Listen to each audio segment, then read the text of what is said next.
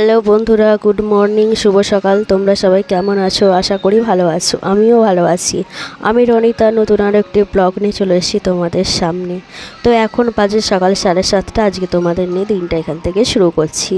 তো আমি সকালে উঠেই আগে আমি কি করি, রান্না বসিয়ে দিই। তো আজকে সকালবেলা উঠে রান্না বসিয়ে দিইনি।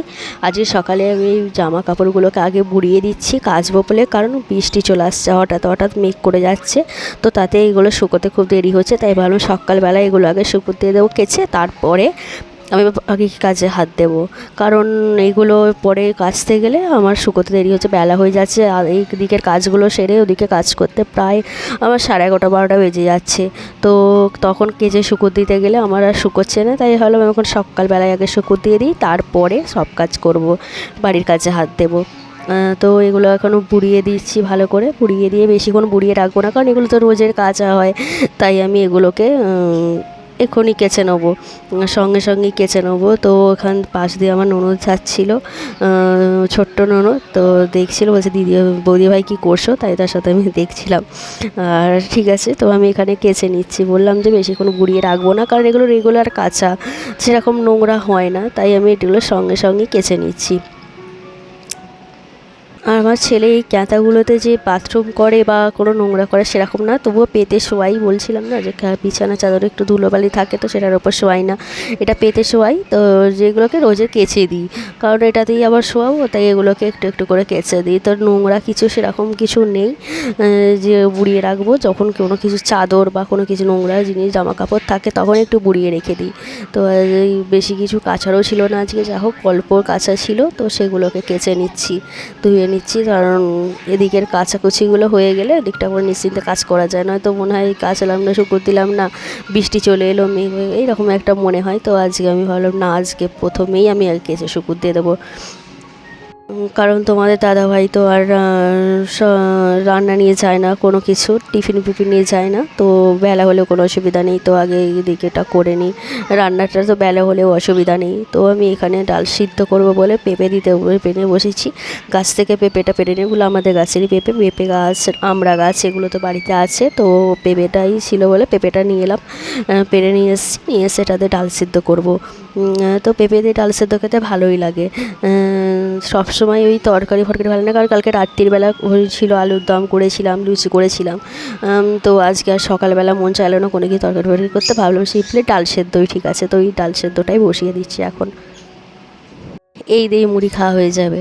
আর একবারে সকাল আর রাত্রিরে দুপুরে একবারেই করে নেবো, কারণ আমি আর মা দুজনেই খাই। আর তোমাদের দাদাভাই অনেকটা রাত্রিরে ফেরে বাড়িতে খায় না, টিফিন করেই আসে। তো আমাদের দুজনে খাবো যেহেতু, সেহেতু একবারেই করে নিই, সকাল আর রাত্রিরে করে নিচ্ছি। কারণ আজকে সেরকম মুড়িতে খাওয়ার তরকারিটা করলা আলু করার ইচ্ছা আছে, তো সেটা তো আর মুড়িতে খাওয়া যাবে না।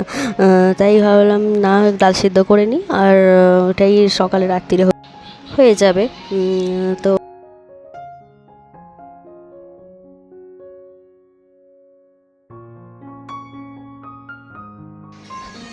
তো এখানে ডালটা সেদ্ধ বসিয়ে দিচ্ছি, ডালটা সিদ্ধ বসিয়ে তারপর চা বসাবো। এখনও 8টা 8:30 হয়ে গেছে, তো এখনও পর্যন্ত চাটা খাওয়া হয়নি, কারণ তোমাদের দাদাভাই ওঠেনি এখনও। তো আমি চাও খাওয়া হয়নি, দাদাভাই উঠলে তারপর আমি চাটা খাবো। তো ততক্ষণের মধ্যে চাটা খেতে হবে। আমার ছেলেও চা খাবে, কারণ ওর বাপি আর ওর ছেলে দুজনেই ঘুমোচ্ছে।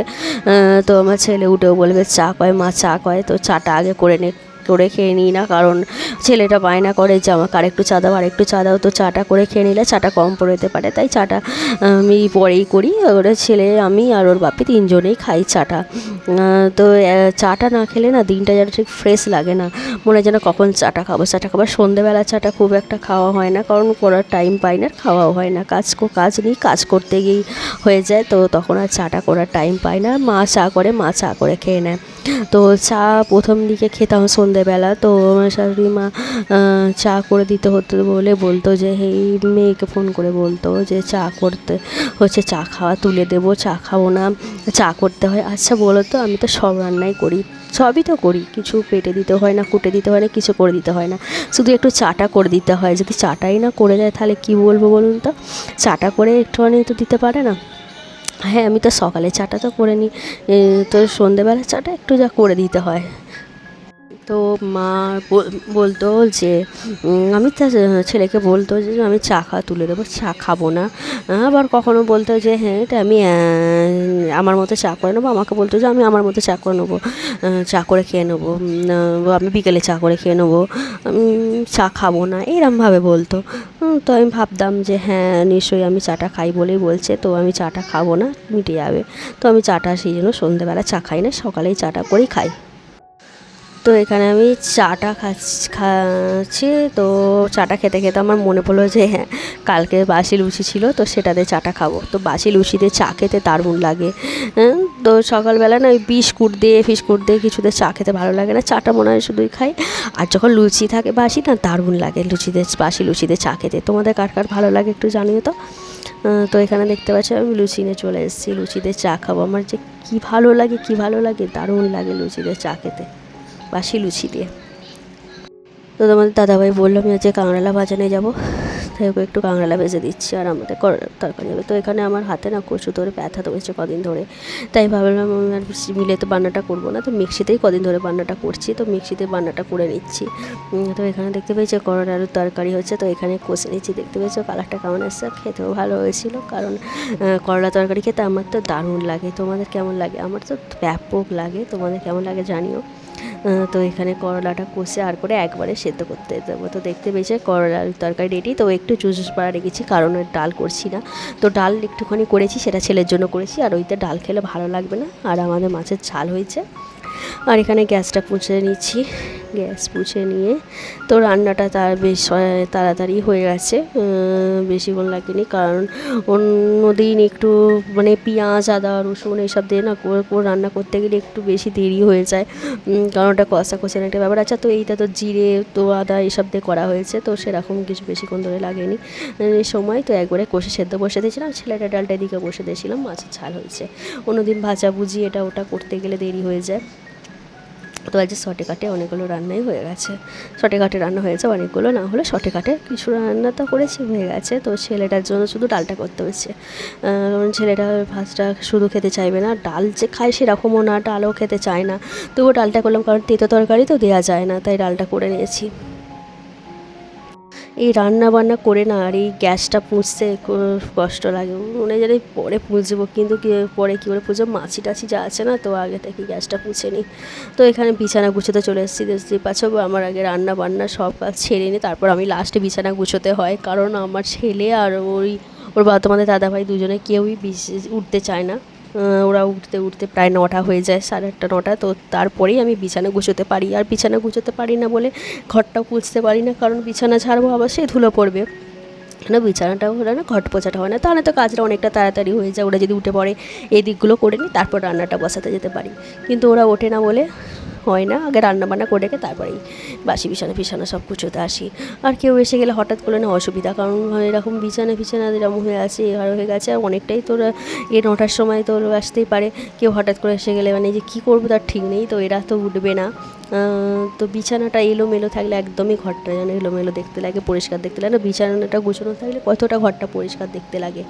তো আমি এখানে ঘরটা ঝাঁট দিয়ে দিচ্ছি, ঝাঁটটা দিয়েছিলাম সকালে একবার, তো এখন তো যেহেতু বিছানা ঝেড়েছি ধুলো পুলো পড়েছে, তাই আমি এগুলোকে ঝাঁটতে দিচ্ছি। আর এই আলমারির নিচে খাটের নিচে চারদিকে কোণে কোণে এত যে প্লাস্টিক ঢুকে থাকে, আমার ছেলে বিস্কুট খায় সেগুলো উড়ে উড়ে এদিক ওদিক চলে যায়, তো সেগুলোকে তো আমি আর মানে দিনে 2-3 প্যাকেটও বিস্কুট খেতে পারি বা কোনো কিছু চিপস এগুলো খেতে খায়, সেগুলো এদিক ওদিক ঢুকে যায়, আর সবগুলো তো আর খুঁজে পাই না, কখন ঢুকে যায় আর যে চারদিকে, তো সেগুলোকে আবার বার করতে হয়। এই কোনটা যে বাইরেটা আমি দেখেছো তোমরা যে যখন আনাজ ফানাজ কাটি, তো খোলাগুলো যেদিকে পড়ে থাকে কোনোতে, সেগুলো সব পরিষ্কার করে নিই, আবার তারপরেও যদি দেখি হঠাৎ করে প্লাস্টিক বলে না, মাথাটা গরম হয়ে যায়, আবার সেই বাইরে গিয়ে ফেলতে যেতে হবে, বুঝতে পারছো। তো ঘরটা পুছে নিচ্ছি, এই ঘরটা পোছা হয়ে গেলে ব্যাস আমার কাজটাও শেষ, পুরোটাই শেষ অনেকটাই। তাও এখনও কাজ বাকি আছে, কারণ আমার এখন রান্না হতে বেলা হয়ে যায় মানে বুঝতে পারছো না, শাশুড়ির কিছুতেই করবে না, বাসনগুলো মাজবে না, তো যেহেতু রান্না আমি বেলায় করি, তাই আমাকেই কড়া মাজতে হবে, এইগুলো করতেই হবে, গ্যাস পুছতে হবে, কারণ বেলায় রান্না করছি তাই না। তো আমার শাশুড়ি তো বেলা হলে করবে না, ও বসে পড়বে ননদের সাথে কথা বলতে, গল্প করতে, ওর সাথে গল্প করতে করতে ওরা কেটে যায়। ঠিক আছে, কোনো ব্যাপার না, আমার ছেলেকে এই যা কিছু অসুবিধা হয়নি, রান্নাবান্না সেরে কি খরা টরা মাজতে গেলে আমার ছেলেকে খাওয়াতে একটু দেরি হয়ে যায়। আর চান করানো, বুঝতে পারছি একটু তো লেট হয়ে যায়। তো ওই জন্যই আমার এদিকে সব কাজ মিটতে আর করতে আমার প্রায় 12:30 হয়ে যায়। তো আজ কড়াটা একটু বেশি পুড়ে গেছে, বললাম না কালকে আলুর দম করেছিলাম, লুচি করেছিলাম, আর তার উপরে সকালবেলায় বাকি রান্নাগুলো করেছি, তো কড়াটা অনেকটাই পুড়ে গেছে। বুঝতেই পারছি আজকে আমার অবস্থা খারাপ এই কড়াটাকে তুলতে গিয়ে। তো কড়াটা পুছেও করেছি, কিন্তু পুছে করলেও না এই তেল ফেলগুলো চারদিকে লেগে থাকে, অতটা ভালো করে তো পোছা যায় না। তো সেগুলো একটু কামড়ে গেছে, তো তুলতে হবে। আর যদি বাসন মাজার জালিটা যদি একটু খড়খড়ে হয় তাতে অসুবিধা হয় না, বেশ আরামসে উঠে যায়, কিন্তু সেগুলো একটু পুরাতন হয়ে গেলে, নেতে পারে গেলে না, তখন অসুবিধা। আর আমাদের নেতাগুলো পোছাগুলো যে বা মাজা, তো সেগুলো নেতিয়ে গেছে, তো আমি তো ভেবে পাচ্ছি না এটাকে আমি কী করে যে তুলবো কি জানি। এমনিতে কড়া ফড়া মাজদার করতে হালকা একটু খড়খড়ে থাকলে হালকা চাপ দিলাম উঠে চলে গেল, তো কোনো অসুবিধা হয় না। আর বাসন মাজতে ভালো লাগে, আমার তো মনে হয় রান্নার থেকে বাসন মাজাতেই বেটার, কারণ রান্না করতে খুব কষ্টের, চাপের আর টেনশানের, এগুলো তো আছেই, কি তোমরা তাই বলো তো। আর রান্না করতে গেলে আগের দিন থেকে চিন্তা কী রান্না করব, এবার তারপরে বাটা বুটি কোটা কুটি আর বাসন মাজা, ঠিক আছে যেগুলো ফেলে দেবে বাসন মেজে দিলাম, টাপড়া বাসন। আমাকে তো আর কল টানতে হচ্ছে না বা পুকুর ঘাটে গিয়েও করতে হচ্ছে না, বাড়িতেই করা আছে, শুধু মেজে নিলাম। আমার তো মাজতেই ভালো লাগে, কিন্তু কিছু করার নেই, রান্না আমার পেছন ছাড়বে না, আর আমার শাশুড়ি রান্না করবে না, বাসনটাই মাজবে। তো বাসনটা সকালবেলা কালকে রাত্রির মাজতে হয়, আর এই সকালবেলা তো সবগুলো মাজতে হয় না, সকালে সেরকম বাসন থাকে না, চা খাওয়ার বাসনটা থাকে, আর যেহেতু বেলায় রান্না করি তো আমাকে এই কড়া ফড়াগুলো মাজতে হয়। কিছু করার নেই। আর বুঝছেন আমি এই কড়া টড়া মাজার ভাজার ভিডিওগুলো দিতে পারি না, কিছুদিন যেদিন পারি দিই, কারণ অন্যদিন এই কাজ করতে করতে আর ভালো লাগে না সব ভিডিও করা, তো আজকে একটু করলাম। তো দেখতে পেয়েছি এবার কড়াটা মাজার পালা, তো আমার তো কী যে হচ্ছে যে কড়াটা কীভাবে মাজবো আমি তো ভেবে পাচ্ছিলাম না যে কীভাবে তুলবো। হ্যাঁ, ভেতরটা জানি যা করে উঠে যাবে, কিন্তু পিছন দিকটা একটু খসখসে পাড়া থাকে না, সেগুলো একটু একার হয়ে যায়, তো সেটা তুলতে খুবই অসুবিধা হয়। তো এটা যে বেশিক্ষণ ভেজানো ছিল সেটাও না, খানিকক্ষণ ভেজানো ছিল, তো দেখতে পেয়েছে ভেতরটা কেমন তেল কামড়ে গেলে যে দাগটা সেই দাগটা। তো জানি না কীভাবে তুলবো, দেখতে পেয়েছি একটু মোটামুটি ভালোই চাপ দিয়ে তুলছিলাম, তো দেখছি উঠছে না, তো আমি তখনই বুঝতে পেরেছি আমি গেছি, আমাকে এটাকে কতটা যে পরিশ্রম করতে হবে তোলার জন্য আমি ভাবতে পারছি। তো ঠিক আছে, কিছু অসুবিধা নেই। তো জালিগুলো একটু যা সুবিধা হচ্ছে যে জালিগুলো একটু নতুন জালিটা হলে ও উঠে যায় মিটে যায়, তো এটা নরম হয়ে গেছে, একটু তো অসুবিধা হবেই। তার বললাম না আমার হাতে ব্যথা, তো হাতে যন্ত্রণা নিয়েও তাও করতে হচ্ছে। জানি এটা বাপের বাড়ি হলে মা থাকলে করতে দিত না, বলতো যে ছেড়ে দে, তো এটা যেহেতু শ্বশুর বাড়ি, তো শাশুড়ি তো বলবে না যে হ্যাঁ করতে হবে না, কিন্তু হ্যাঁ ওনার যখন কোনো অসুবিধা হয় আমি বলি, কিন্তু আমার অসুবিধা হলেও বলে না। তো থাক, কিছু করার নেই, আমার ছোটো বাচ্চা হোক যাই হোক। তবে একটা অসুবিধা হয় কি, তাড়াতাড়ি করে মাজতে হয়, উঠে গেলে ভালো, তো হচ্ছে এই ছেলেটাকে খাওয়াতে দেরি হয়ে যাচ্ছে, আর হয়ে যাচ্ছে, তো সকালবেলা ও একটা শুধু বিস্কুট খেয়ে আছে, এটা খেয়ে কি আর থাকা যায়। আর আমি একবার বলেছিলাম বাবু ভাত খাই, বলো খাবো না, একটু পরে খাবো, তো আমি ভাবলাম তাহলে মেজে নিই। তো এখন তো তখন তো আমি প্রায় জিজ্ঞাসা করেছিলাম 10টার সময়, তো এখন তো প্রায় 11:30 বাজে, খিদে পেতেই পারে, তো বলতেই এক্ষুনি হয়তো আসতেও পারে যে মা আমাকে খেতে দাও।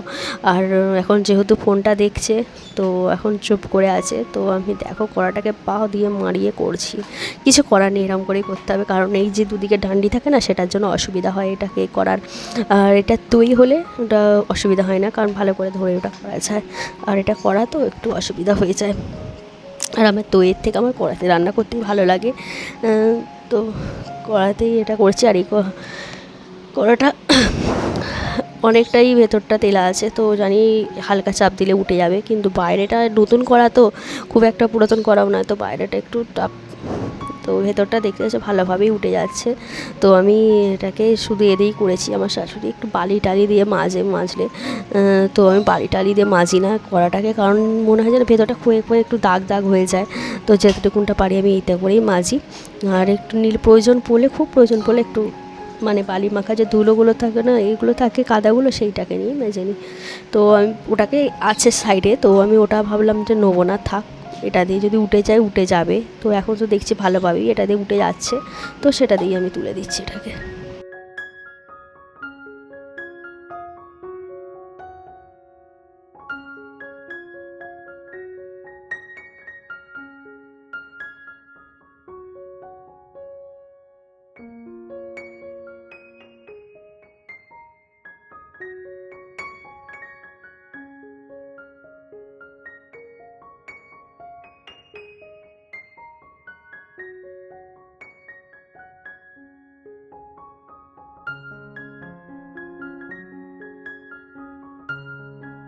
এবার দেখেছো পিছনটা, পিছনে দেখেছো তেলটা, উফ, এইটা যে তুলতে যে কি কষ্ট হচ্ছে কি বলবো, মানে বলে বোঝাতে পারবো না, খুব কষ্ট হচ্ছিল এটাকে তুলতে।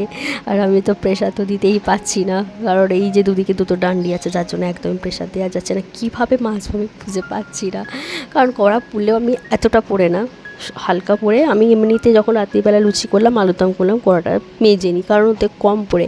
কিন্তু কালকে রাত্রিরে অনেকটা রাত্রির হয়ে গেছিলো আলুরদম আর লুচিটা করতে, প্রায় বেজে গেছিলো 10:30। তো 10:30টার সময় আরও কারো ভালো লাগে এগুলো মেজে টেজে নিয়ে তারপর খেতে, তো আর করিনি, এই শুদ্ধই রেখে দিয়েছিলাম।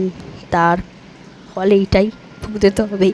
তো দেখতে পাচ্ছ আমি ওটা এখন সাইডে নিয়ে গেছি, সাইডে নিয়ে গিয়ে ওটাকে বেশ করে রগড়াচ্ছি, কারণ ওটা এইখানে হড়কে হড়কে যাচ্ছিলো। ডান্ডিটাতে একটা ইঁটের ওপর রেখে আমি ওখানে করছি, দেখা যাক কতটা উঠে, জানি না কতটা উঠবে। তো দেখতে পাচ্ছ বেশ করে চাপ দিয়ে রগড়ে কিন্তু এমনি তুলে ফেলেছি, দেখেছো, ভালোভাবে উঠে গেছে। তো একটু তো কষ্ট হয়েছিল, তো অসুবিধা নেই, ভালোভাবে কিন্তু পরিষ্কার তো হয়ে গেছে। যে এর থেকে পরিষ্কার হবে না, তো যতটা পারছি তুলে দিচ্ছি, দেখো তো যথেষ্ট পরিমাণে পরিষ্কার হয়ে গেছে। তো এখানে দেখতে পেয়েছি আমার কড়াটা পরিষ্কার হয়ে গেছে, তো অনেকক্ষণ ধরেই করতে হয়েছে এটা পরিষ্কার। তো আলটিমেটলি এটা খুব সুন্দরভাবে পরিষ্কার হয়ে গেছে। তো আর একবার এটা ঘষে নিচ্ছে, যাতে যেখানে যেখানে সব ময়লা টয়লা থাকবে সব উঠে চলে পরিষ্কার হয়ে যাবে। তো আমার এখানে কড়া মাজা শেষ, তো আমার চান টান করে চলে এসেছি। দেখতে পেয়েছি এখানে এতগুলো কাজ বাকি, তো এগুলো করবো। এখনকার মতো ভিডিওটা এখানে শেষ করছি, দেখার জন্য টাটা।